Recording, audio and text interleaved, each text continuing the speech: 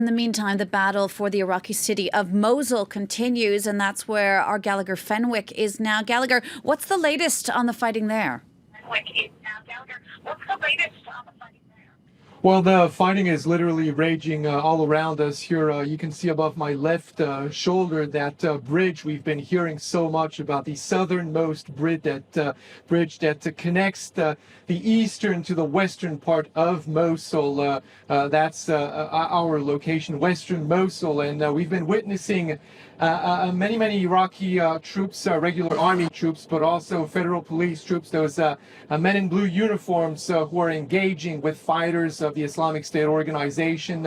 At times, close fighting. We just witnessed a group of those men wounded being brought here by several ambulances. So obviously there are casualties on both sides. It is a very intense fighting, but the toughest part of this battle is yet to come, because what is happening right now is that these regular troops, if you will, are basically laying the groundwork so that the elite units of the anti-terror Golden Division can then come in and pick it up from there, and they're going to be focusing on downtown Mosul, the narrow alleys of the old city of Mosul. That's going to be the toughest part of the fight, but that doesn't mean that what is going on right now is any kind of an easy battle for those men that are engaged in it.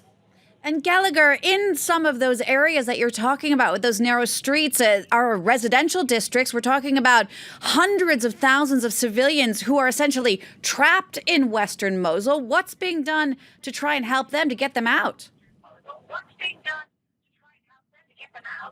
Well, not that much, simply because those hundreds of thousands of civilians, as you mentioned, are literally caught in the crossfire between those members of the Islamic State organization that are holed up in some of these densely populated areas, and the Iraqi forces that are encircling those areas. So we did witness some groups, very small groups, mostly women and young children fleeing by foot, at times being picked up by ambulances or other available pickup trucks to try to take them out of Mosul. But their stories are certainly harrowing. You can certainly see the fear in their eyes, a very confusing, difficult situation. And again, with that very tough battle that is yet to come, those civilians are the ones who are truly going to be bearing the brunt of this very tough battle, because again, they're going to be caught in between those opposing forces with very little means to